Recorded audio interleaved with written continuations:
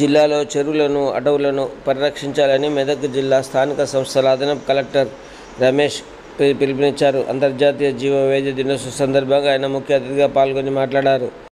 బుధవారం సమావేశ మందిరంలో జరిగిన కార్యక్రమంలో ఆయన మాట్లాడుతూ, సృష్టిలో జీవరాశులు అన్నీ ఉన్నప్పుడే వాతావరణ సమతుల్యత ఉంటుందన్నారు.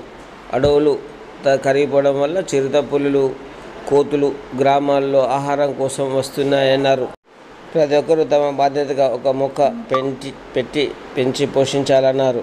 వాతావరణ సమతుల్యత ఉన్నప్పుడే ప్రజలు ఆరోగ్యంగా ఉంటారన్నారు. వాతావరణ కాలుష్యం, జల కాలుష్యం నివారణకు మొక్కలు పెంచడం ఒక మార్గమన్నారు.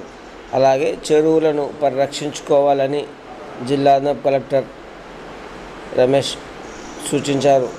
ఈ సందర్భంగా జిల్లా అదనపు కలెక్టర్ రమేష్ మాట్లాడుతూ, సమతుల్యంగా ఏర్పడుతుంది. అయితే దీంట్లో బయోడైవర్సిటీలో మనకి ఏంటంటే ముఖ్యంగా చెట్లు, దాంతోపాటు చెరువులు ఇంపార్టెంట్. ఎప్పుడైతే చెరువులు అనేది కొన్ని లక్షల చెరువులు మన జిల్లాలో, మన స్టేట్లో ఉన్నాయి. చెరువులు ఎప్పుడైతే తగ్గిపోతున్నాయో దానివల్ల మనకు వర్షం రాకపోవడం వల్ల మనకు చెట్లు పెరిగాయి.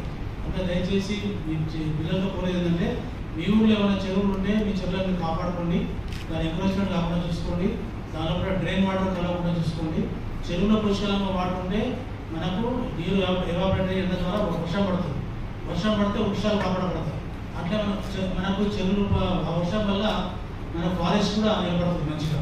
దయచేసి హరితహారంలో మనము జిల్లాలో మ్యాక్సిమం చెట్లు పెట్టాము. స్కూల్లో పెట్టాము, రోడ్డు పైన పెట్టాము, గ్రామాల్లో పెట్టాము, అన్ని చెట్లు పెట్టామంతా కాపాడుకోవడం అనేది సర్వైవల్ చాలా ఇంపార్టెంట్. ఆ చెట్లకు పంచాయత్ సెక్రటరీ ద్వారా మేము అన్ని పెట్టి ప్రతి గ్రామంలో వెళ్ళి చూడండి, మన జిల్లాలో చెట్లు చాలా బ్రహ్మాండంగా ఉన్నాయి.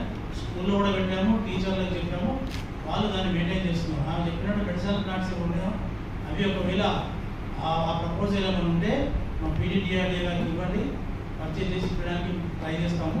అంతేగాని ఎక్కడెక్కడ పెట్టడానికి ప్రొవిజన్ ఉండదు. ఎక్కడ పెట్టాలి అక్కడ కంపల్సరీ పెడుతుంది, ప్రభుత్వం పెడుతుంది, పెట్టాల్సిన అవసరం లేదు. దాంతోపాటు హోమ్ స్టే చట్టం ప్రకారంగా ఇంటికి చెట్టు ఇచ్చాము, అది ఇంట్లో కాపాడమని చెప్పారు. దానికి కూడా కంపల్సరీ ఇంటికి 2 చెట్లు, 4 చెట్లు అది చెట్టు ఇచ్చాము. చాలామంది పెట్టుకున్న గ్రామాల్లో మేము చూస్తున్నాము. గత 10 సంవత్సరాలు నేను చూస్తున్నాను, మ్యాక్సిమం చెట్లు తెలంగాణలో ఉన్నాయి. ఎక్కడ వేరే స్టేట్లో లేకపోవచ్చు, చెట్లు ఉన్నాయి. కాబట్టి ఒకటేంటంటే చెరువులు కాదు, అది చెరువులు కూడా చాలా మటుకు ధ్వంసం అయిపోయినాయి కనుక ఆ చెరువులు కూడా కాపాడుకుంటే మనకి ఇంకా మంచి వాతావరణం వస్తుంది. దాంతోపాటు రాబోయే రోజుల్లో ఒకవేళ మనం చెట్లను కాపాడకపోతే ఆక్సిజన్ ప్రాబ్లం వస్తుంది. ఢిల్లీలో ఉంటే ఆక్సిజన్ లేదు, కొనుక్కుంటారు ఆక్సిజన్. ఆ సిలిండర్ పెట్టుకుంది. తెలంగాణ కూడా కొంతమంది ఆక్సిజన్తో పాటు కార్లు డ్రైవ్ చేస్తున్నారు. ఇక్కడ వచ్చేసి ప్రాబ్లం. దయచేసి చెట్లు ఉంటేనే మనకు ఆక్సిజన్ అనేది వస్తుంది, వాతావరణంలో కాలుష్యం రాదు.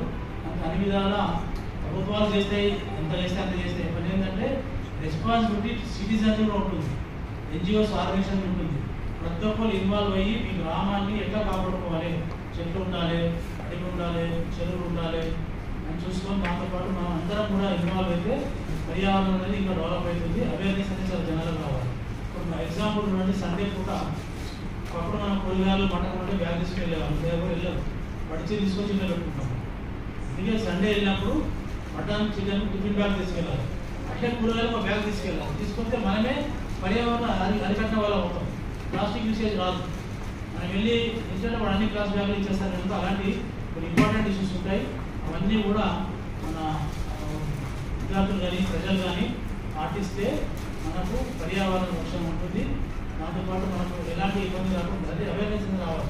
చెప్పారు పెద్దలు ఇందాక, చేపలు తెచ్చిపోతున్నాయి చెరువులు, ఎందుకు ఇల్లు పడేస్తారు షిప్లో పోయేవాళ్ళు. తర్వాత మొత్తం ప్లాస్టిక్ అంతా మనం వేసి డంప్ యార్డ్లో వేస్తాం. డంప్ యార్డ్ వేస్తే అది ఖాళీ మొత్తం వచ్చి మనకు ప్రాబ్లం వస్తుంది. మెదక్లో జరిగింది మన డంప్ యార్డ్ 1 వీక్ ఖాళీ. తీరా చూస్తే అంత ప్లాస్టిక్ ఎట్లా తీసేసి రిమూవ్ చేసి దాన్ని సరి చేయడానికి 1 వీక్ పడుతుంది. అంటే జవాహర్లో డంప్ యార్డ్ ఉంది, అక్కడ కూడా ఇప్పుడు ఏం చేస్తుంటే ప్రభుత్వం సెగ్రిగేట్ చేస్తుంది. ప్లాస్టిక్ సపరేట్ చేస్తుంది, ఇనుమును సపరేట్ చేస్తుంది, కన్స్ట్రక్షన్ డెబ్రీ సపరేట్ చేస్తుంది. చేసిన తర్వాత ఓన్లీ తడి చెత్త ఉందో అలాంటి దాంట్లో గర్భీ కంపెనీ చేసి ఇస్తున్నారు అన్నమాట. అలాంటివి కూడా చాలా ప్రభుత్వాలు తీసుకున్నాయి. కానీ మానవుల వల్ల మనం కూడా రెస్పాన్సిబిలిటీ ఫీల్ అయ్యి విద్యార్థులు కూడా యాక్యురేట్గా ఇన్వాల్వ్ అయ్యి పేరెంట్స్కి చెప్పి మనం ఉత్తేజపరిస్తే దీన్ని కాపాడడానికి బాగుంటుంది. మీ అందరి సహకారాలు ఉంటే కంపల్సరీ దీన్ని మనం కాపాడుతాం.